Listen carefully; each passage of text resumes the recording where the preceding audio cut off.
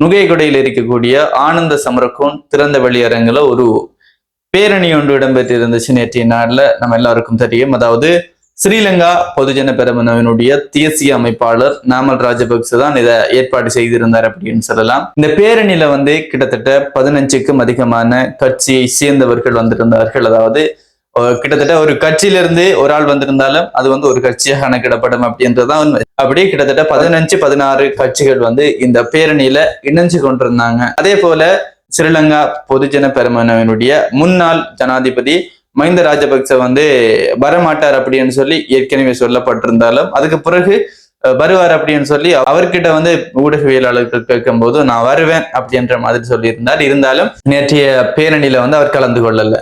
சரி, அதெல்லாம் அப்படி இருக்க நேற்றைய நாள்ல இந்த பேரணி கூடுறதுக்கு முதல் காலை வேளையில சோசியல் மீடியாக்கள் பார்த்தவங்களுக்கு தெரிஞ்சிருக்கும். ஒரு பெரிய ஒரு கூட்டம் ஒன்று நடக்கிற மாதிரி இருக்குது. அதுல அந்த கூட்டத்துல இருக்கிறார்கள் எல்லாரும் தலையும் மாடுகள்ற தலமா இருந்துச்சு. பெரும்பாலும் நாங்கள் பார்த்திருப்பீங்க அப்படின்னு நினைக்கிறேன். ஏன்னா அந்த போட்டோ பரவலா ட்ரெண்டிங்கா வைரலா போகுது அப்படின்ற மாதிரி நம்ம யோசிச்சோம். என்னடா அப்படின்ற ஒரு புரியாத புதிராவே இருந்துச்சு. சரி, அதுக்கு பிறகு இன்னொரு போட்டோ வீடியோக்களை பார்க்க கிடைச்சது. என்ன அப்படின்னு சொன்னா, இந்த பேரணிக்கு போகக்கூடிய அந்த இடத்துல, அதாவது ஆனந்த சமரக்கோன் அந்த திறந்த வெளி அரங்கிக்கு போகக்கூடிய சில வழிகள்ல புல்லுக்கட்டுகள் தொங்க விடப்பட்டிருந்துச்சு. சரி, இந்த புல்லுக்கட்டுகள் எல்லாம் எதுக்கு தொங்க விடப்பட்டிருக்கு அப்படின்ற மாதிரி பாக்குற நமக்கு தோணுதான்.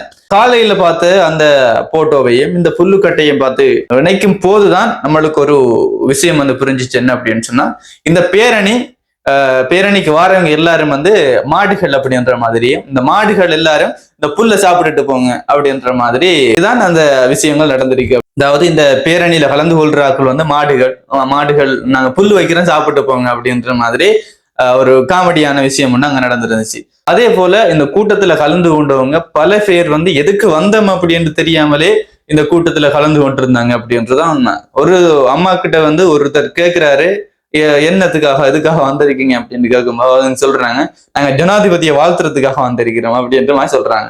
அதாவது என்ன மீட்டிங் இங்க நடக்க போகுது, என்ன பேரணிக்காக வந்திருக்கோம், எதுக்காக வந்திருக்கோம் அப்படின்றதே தெரியாம மக்கள் இங்க கூடியிருக்கிறாங்க அப்படின்றதான் உண்மை. மக்கள் கூடியிருக்காங்க அப்படின்றதுல மக்கள் இந்த இடத்துக்கு கூட்டப்பட்டிருக்கிறாங்க. இன்னும் சில வீடியோக்கள் பார்க்க கிடைச்சது. என்ன அப்படின்னு சொன்னா, சில பேர் சாரிய போத்துல அந்த ஒரு ஆள் சாரிய போத்துல திறந்து அவடத்தை குடிக்கிறாரு. அந்த கூட்டத்துக்கு நடுவுல குடிக்கிறாரு. அப்ப என்ன இங்க நடந்திருக்கு அப்படின்றது நம்மளுக்கு அப்பட்டமா தெரியுது அப்படின்னு சொல்லலாம். அதாவது பல இடங்கள்ல இருந்து இந்த பேரணிக்கு அழைக்கப்பட்டிருக்கிறாங்க.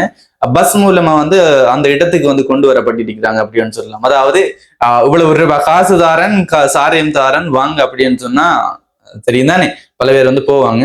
அப்ப அப்படி போன ஆட்கள் தான் அந்த சாரியத்தை குடிக்கும் போதுதான் அந்த அப்படியான வீடியோக்கள் எடுக்கப்பட்டிருக்கு. அதுக்கு பிறகு பார்த்தோம் அப்படின்னு சொன்னா, இந்த பேரணியை தொடங்குனவங்க யார் அப்படின்னு சொன்னா ஸ்ரீலங்கா பொதுஜன பெரமுன அப்படின்னு சொல்லலாம். ஸ்ரீலங்கா பொதுஜன பெரமுன தொடங்கினாலும் பிரதானமா ஒரு 2-3 கட்சிகள் இதுக்கு தலைமை வகிச்சது அப்படின்னு சொல்லலாம். ஐக்கிய தேசிய கட்சி, ஸ்ரீலங்கா பொதுஜன பெரமுன, அப்படி பல கட்சிகள் இருக்கு அப்படின்னு சொல்லலாம். இந்த ஐக்கிய தேசிய கட்சியினுடைய பிரதான ஒரு மெயினான ஆளா இருக்கக்கூடிய ரணில் விக்ரமசிங்க இந்த இடத்துல கலந்து கொள்ளவில்லை அப்படின்னு சொல்லலாம். ஜீவன் தொண்டமானின் கல்யாணம் இந்தியாவில் நடக்க இருக்குது. அப்ப அந்த கல்யாணத்துக்கு போயிட்டார் அப்படின்னு சொல்லப்படுது. ஆறு அப்படின்னு சொன்னா ரணில் விக்ரமசிங்க. சரி, அந்த கட்சியை பிரதிநிதித்துவப்படுத்தி ஹரின் பெர்னாண்டோ கலந்து கொண்டிருந்தாரு. அவரும் இந்த இடத்துல பேசி இருந்தார் அப்படின்னு சொல்லலாம். ஹரின் பெர்னாண்டோ இந்த இடத்துல பேசும்போது ஒரு விஷயத்த சொல்லி இருந்தாரு. அப்படின்னு சொன்னா, நம்ம பட ஆடியோ லான்ச் எல்லாம் நடக்கும், இசை வெளியீட்டு விழா நடக்கும். அந்த இசை வெளியீட்டு விழாவில் நடக்கும் போது அந்த படத்துக்கு இசையமைச்சால சொல்லுவோம், இன்றைய விழாவினுடைய கதாநாயகன் அப்படின்னு சொல்லுவோம். அதே மாதிரி அவர் இன்னொரு விஷயத்த சொல்லியிருந்தாரு அப்படின்னு சொன்னா, இன்றைய விழாவினுடைய இளவரசனான ஸ்ரீலங்கா பொதுஜன பெரமுனவின் ஒருங்கிணைப்பாளர் நாமல் ராஜபக்ச அப்படின்ற மாதிரி எல்லாம் புகழ்ந்து தள்ளியிருந்தார் அப்படின்னு சொல்லலாம். இந்த பேரணியில அநேகமான மக்கள் கூட இல்லை அப்படின்னு சொல்லலாம். ஒரு குறிப்பிட்ட அளவுக்கு மக்கள் வந்திருந்தாங்க.